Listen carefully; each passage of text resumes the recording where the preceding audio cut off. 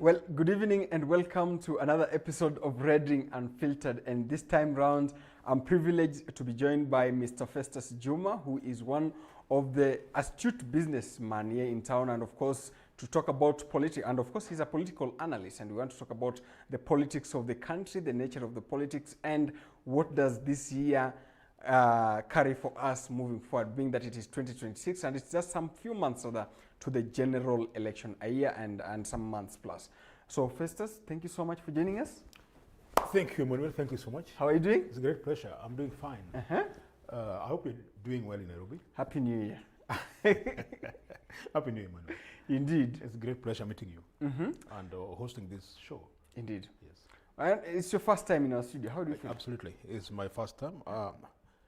I feel like someone would feel when something good is about to happen in his life. Yes. Indeed. It's something that's... Yeah. And Mr. Festus, I want us to begin this conversation on a political note. And today we have seen the president launching Nyota Fund and a lot of development going especially to Luo Nyanza. Do you have any take on that? Yeah, I think that's president is simply demonstrating his responsibility of leadership and also thinking so much on economic development of the country. If you look at the intent of Nyota Fund, it targets specific age group, the youth at 18-29, meaning it's a way that the youth are being brought to be part of economic production and development in the country. And my take is it's a very good gesture, and we need to support such initiatives.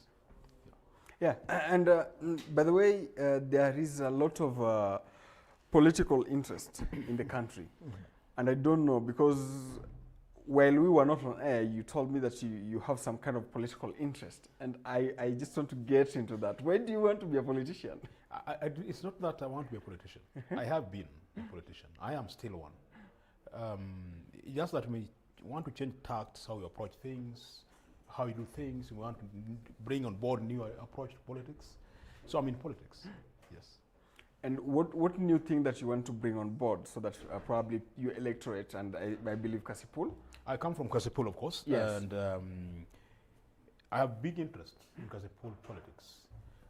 And like I said, Kasipul itself is like a community, or it's like a glass. If you look into the glass, it has some content. It's not empty. Yes. In a community, it's never empty. There's some either quarter way, halfway full. What do? Just look at a way of adding value to what is there, and maybe changing some things a little bit, just tweaking a little bit to make life more comfortable, to make some social amenities more vibrant, and making economic sense, and changing some things that will move life from where it is today to a better level. Yeah. And Kasipul has a history of violence, eh? How will you navigate that? Because there's a lot of political violence there. It is true. This is true because in Kasipul, it is on records, it is in history, that during political activities, people will lose their lives. Most of them are maimed. I don't believe that that's the best way to go. One reason I want to come, I'm giving my best to politics rather in Kasipul come 2027, is to change that trend. It's not a perception, it's a trend that's going on. We need to bring on board and make people in Kasipul believe that there can be sober politics, there can be public open debate between contestants, that people can agree on ideologies and also differ in ideologies. But at the end of the day, they can shake hands. People can run for elections, definitely one can win, but even the losers can come and speak tall and say, we did it. But then you have won the elections without necessarily working with a weapon, without necessarily stoning each other, without necessarily being vulgar and abusing others. I want a way that we can do politics as a way of expressing our interest and our ideologies to the people to listen. Then they can vote based on their ideologies, not based on how many people you can kill, or you can maim, or you can abuse. So my main interest is, and this is not individual undertaking, how best can I approach the community? So then when they own that peaceful, sober political approach, it's a process. Once you start from the grassroots, they understand the nature and the need. Then we actualize that. So it is something that I want to walk through as a community to change the political perception, to change the political approach, and make it more mature and sober. Oh, that's a nice observation. And Kasipul is part of Luo Nyanza, and The dominant party in Luo-Nyanza is ODM. Save we have numerous parties here and there, but the dominant one, truth be told, is ODM. Are you looking to get into ODM, or you have other parties that you're looking into? There are two things here. One, Yes. it is true that ODM party, and listen to this tense, Yes. it was a dominant party. Or was? It is not. It was Okay. a dominant party. Currently, as we speak, there are several political parties getting roots. Others have set roots already in Nyanza. We just had by-elections in Kasipul. We had ODM on board. We had MDG on board. UDA was there, though silent. Yes. Wiper was there. Yes, Wiper. It means Nyanza currently is becoming a multi-party state, or a multi-party region, so to speak. Unlike before, when it was a single-party thing. And therefore, ODM called for the shots, whether you are good or bad. There was no measure, there was no standard of choosing someone. It would depend on how loyal you are to the party, how much you can call for the party. And that really killed the leadership in Nyanza. Yes. But are you looking into getting into ODM, or you're getting into another, for example? Of course, I'm not in ODM, therefore I cannot run on ODM ticket. Yes. So I am going to run on a UDA ticket, because I'm a member of UDA. It's only right that you run on a ticket of a party to which you belong. Yes. Because you're a member there. Yes. And allow me to ask you this, because ODM recently has been pushing for zoning. Simply put, that wherever they have dominance, then other parties that they are in with some kind of a working arrangement does not fill candidates there. And one of those parties is UDA. So I don't know, how will you navigate that? Let me first of all define that move that ODM is moving. Yes. You know, ODM is kind of telling people publicly and expressing their fear that if these other candidates or these other parties can field candidates, we are going to lose. Because if they are strong enough and confident of their performance, confident in their electorates, and they believe in themselves, they'll say, come over, we are going to compete. Then they take the pride in the sense that they competed fairly and won the elections. But the fact that they're calling for zoning already shows us that they're panicking. If the field is left neutral, they know they'll not make it. So the only thing is they're pushing to have dominance and to have some kind of reduced competitive levels that they can walk through. And I don't think people of Nyanza are willing to go that direction. We have gone that direction in the past, and we know the results. We have elected leaders on the basis of our party. And we've known what our party meaning has resulted into in terms of our development sphere. So we are pushing as Nyanza people that we need liberal, we need democracy, we need the right people to be elected based on the ideologies, on the parties they come with. So we need competition. And the competition means we should not lock out any party on the basis of zoning. Let people compete freely. Let people have variety of choice that they can choose. Dangerously, Yes. if we embrace zoning, it means we're reducing Nyanza region to one political party, and therefore they don't have variety of leaders they can elect. And this has killed us in terms of development, in fact, in terms of infrastructural issues, in all social amenities sectors. And we cannot go that direction anymore. Yes. And for example, one of the or rather the results of zoning or a one-party dominating area so much was always touted as voter apathy. So, for example, people might not turn to vote for their preferred presidential candidate, and this one for Raila Odinga, it came out clearly. Do you think it will be detrimental for the current president who is banking on the Luo votes? If zoning were to be done? Yes. Well, to some degree, zoning would lead into voter apathy. Why? It means there could be some very potential candidates who would be locked out. And these people also have their supporters. They have their followers. And if they are already denied the chance, then people feel like there's nothing that this election will do for them. And then that also trickles down to the presidential election. Because if they don't vote the MP, you don't vote the MCA, automatically you don't vote the president. And therefore the president also loses out in that. Which is why it is important to make it very neutral and open. Listen to this. In Nyanza, where we are today, Yes. I think we don't care the color of the card. so long as the cat can catch the mice. The mice. Love that. Yes, that's our philosophy, and it can help us. Yes. And what is it? What makes you think that you're the best person to represent the Kasipuls, members of Kasipul in the National Assembly? I don't think I know I'm the best candidate in Kasipul. This is why. I have a background of Kasipul. I worked in Kasipul as a constituency manager for 5 years, and I was in charge of the entire constituency. I know the platforms on which we succeeded. I know the ideologies that we had. I know the objectives and the priorities of Kasipul, because I worked in that office and we delivered. I worked together with my political mentor, Honorable Magwanga, and we delivered. I'm just sorry that 2017, 2022, I was not able to run because I was doing some other things that I need to do as a human being. And therefore, that has led Kasipul to go astray. Even the escalation of war is because there's no good leadership. And this is why I'm coming on board, because I have that kind of background. And I have lived in Kasipul since I was born. I understand them clearly. I'm not being brought from town to go and run for election. I was born in Kasipul. I went to school in Kasipul. I work in Kasipul. I'll be retiring in Kasipul. I'll only come to Nairobi to work here because they'll send me to come and represent them. In the parliament. In the parliament. Otherwise, I'm theirs. I know everything they go through. I know how we can go out without food. If they talk about it, I understand, because I've been there. I know that some of them go without water, but even if you have water today, in most cases, they're not of the right quality that we need. What we do, that's why I talked of, it's not that Kasipul is empty with no resources. We have. But how do we make these resources more consumable, more value add, more, user-friendly? Yes.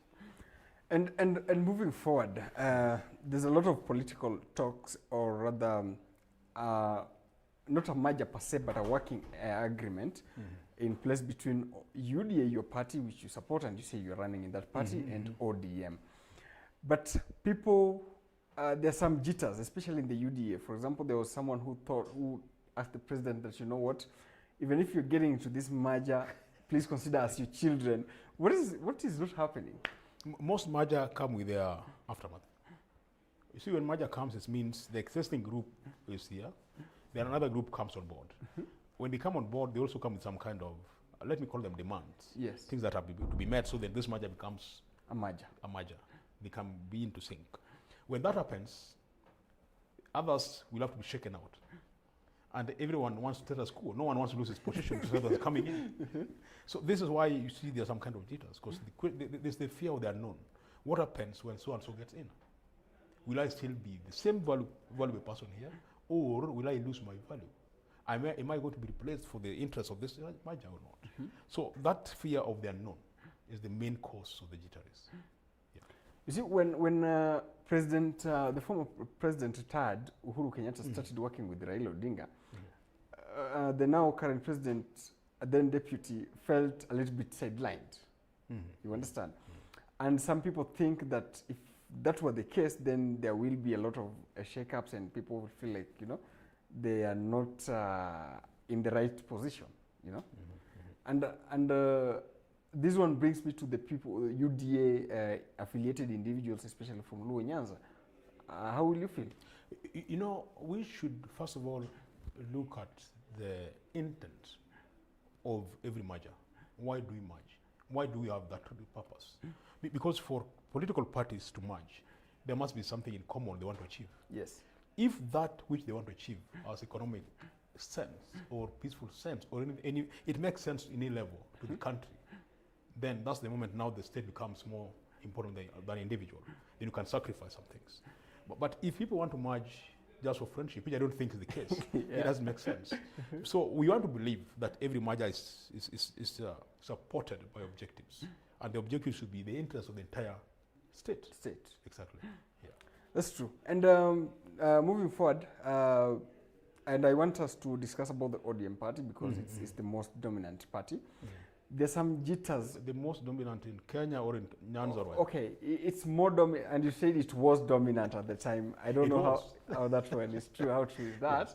But we have seen jitters of a simmering division in that party. Is it good or bad? Well, it is both good and bad. It's good in this sense. Okay. it's for the first time that ODM members can now speak freely and speak their mind. And they can bring out their ideological differences. That's a sign of maturity and democracy.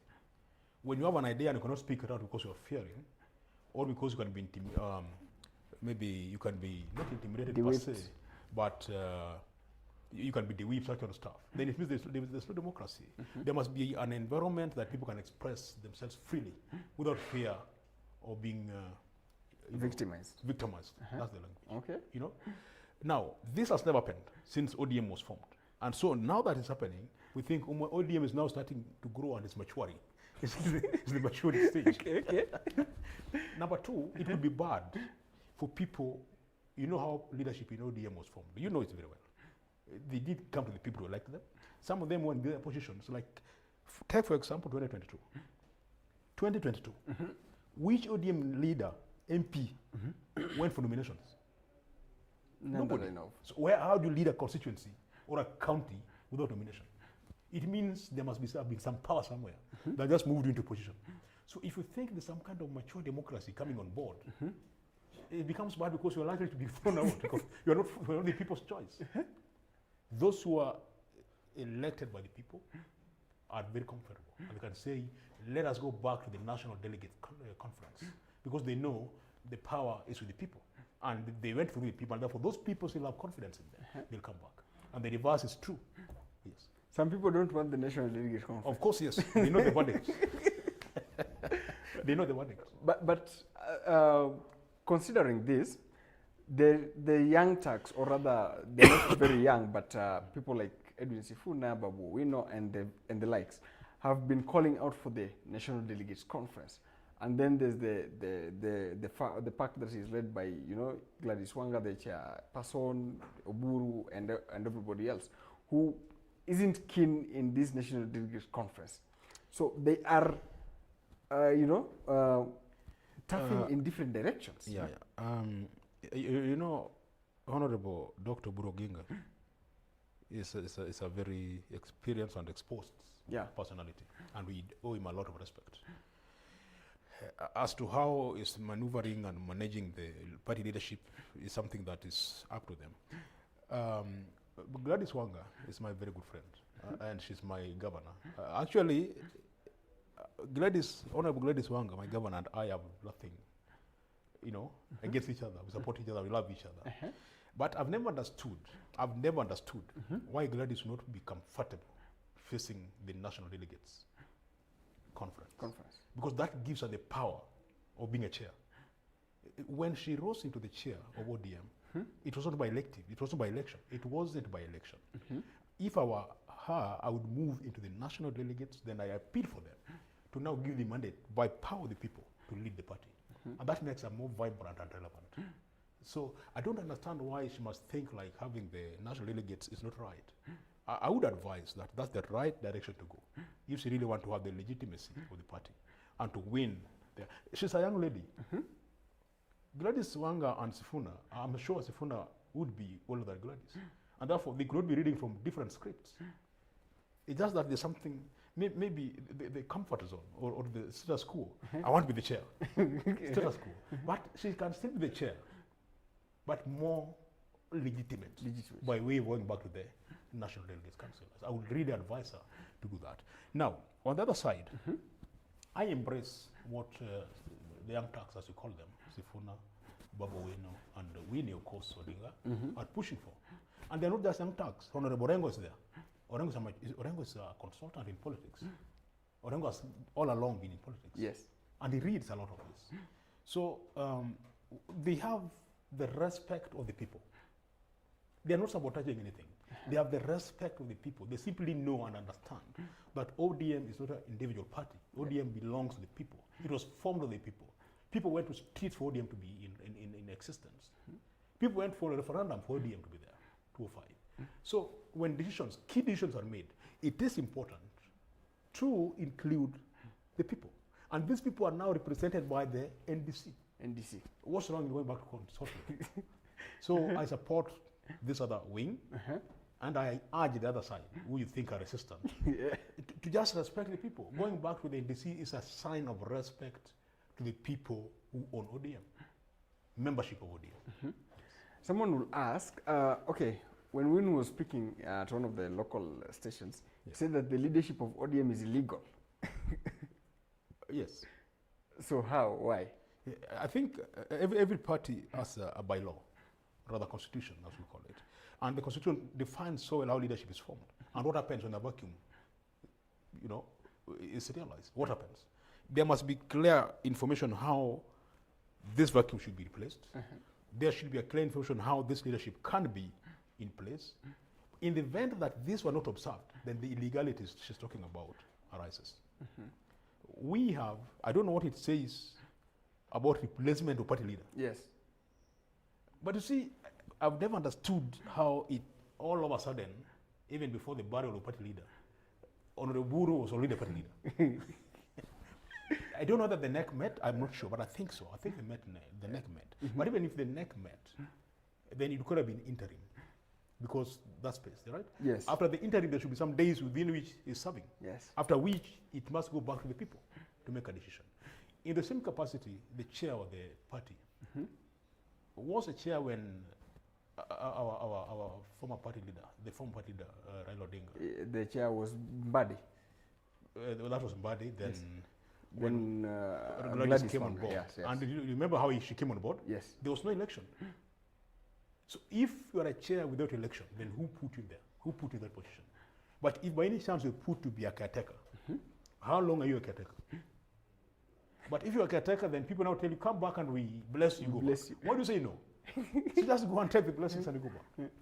But she So says this she's is not why afraid. I think in this context, we need read from the same script that I read from, that therefore there's illegality in terms of formation of these leadership positions. And the people have been denied the chance to exercise their democratic right by putting their chosen or elected leadership in position. Yes. Okay, and I want to get into the development agenda that the president has. The president has been coming up and saying, I want to build my Mayu, the road here. Yeah. Yes, and there's some people who are not so much keen and are very defending against that. What's your take on it? You are a student of economics. Yes. And you know that there are some key indicators of development, leave alone economic growth. Let's talk about economic development. Yes. There's no country that can talk about economic development if you don't have modern and effective infrastructure. So the president's idea of expanding Mai Road, bringing the railway gauge to the other side of Nyanza and those kind of stuff, are key pillars that can propel the economic development of this region. Because then you are expanding Yes. business opportunities, you are expanding transport systems, you are expanding communication systems. Those are factors of trade, and we need them to grow, right? Actually, when there's economic development, the growth automatically comes. Yes. The two can marry. Yeah. So if we want to oppose such a thing, then it means we're simply not being honest to ourselves in terms of growth or in terms of development. We need to grow from point A to B. If we are that road all this time, I really wish that sometime people could take this route to Mayu. Those who come from Nyanza know it. You can be there, you can be stuck there the whole day. And if there's some expansion opportunity, so be it. Why? The time wasted on that road can cost you your job. The money wasted on that jam can help fix some schools and classes and somewhere, and build some water projects somewhere. So if we fix that, we shall have addressed a big thing in terms of economic level. And the money saved from that kind of quagmire can be used to improve some other infrastructure somewhere. Water facilities, health facilities, education. Yeah. And so I support that. There are people who I had Odoyo Widi on this show, and he told me that the people who are against that kind of development, the expansion of the Ronimo Summit Road, have political motive on them. Do you share the same view, or you have a different opinion? Of course, it could be a skewed political motive in a manner that some sections of the country should never see the light of development. And so that's being malicious. Okay. If Thika Highway is done the way it is, if the southern bypass is done the way it is, and the eastern bypass, right? And we have the railway gauge from Nairobi to Mombasa as beautiful and effective as it is, then why don't we replicate this across the country? Because then we can say these were pilot projects, and now they have proved that they can work and they can make the country move towards the right economic direction. If it works, why don't we replicate the same? So then the country can grow gradually. Anybody saying no, I would support what they're thinking about. It means they're malicious. They think about themselves. Yes. And as we come to a close of this show, probably tell the people of Kasipul why they should elect you. As we come to the end of the show, Yeah. probably tell the people of Kasipul why they should elect you. You know, there's something called originality. Yes. And Kasipul people need to be very original and very sincere with themselves. Yes. One thing I've said that I have the background of Kasipul. I've never lived out of Kasipul, and therefore understand and share with them the predicaments they go through. Number two, I'm bringing on board very genuine and sincere leadership that I know they'll embrace. How? It is people-led. It is inclusive. It is owned by the constituents. I do not want to bring things that I bring from my own home and I impose on them. We want to discuss at our level and see how to implement them. We need to change the political environment and landscape in Kasipul from violence to diplomatic, sobriety, right? And objective politics, where people can meet and talk. When I was young, I would see different contestants coming together on the same platform. And they challenge each other on the same platform. No one would throw stones, no one would throw abuses, and it was so healthy. We need to go back there. We need to retrace and find out why we lost that kind of maturity and go back there. No one talks about those things in Kasipul apart from me, which is why I'm the best candidate to pursue those ones and lead them in retracing their lost glory. Yes. Thank you so much. That is Festus Juma was with us here on Red Ring Unfiltered, making sure to give us his political insights and probably tell us about his vision for Kasipul. Until next time, good evening. And probably make sure that you follow us on our YouTube platform, like, share, and subscribe to our YouTube channel, our X account, Red Ring Media, and of course, our Facebook account, Red Ring Media. Good evening.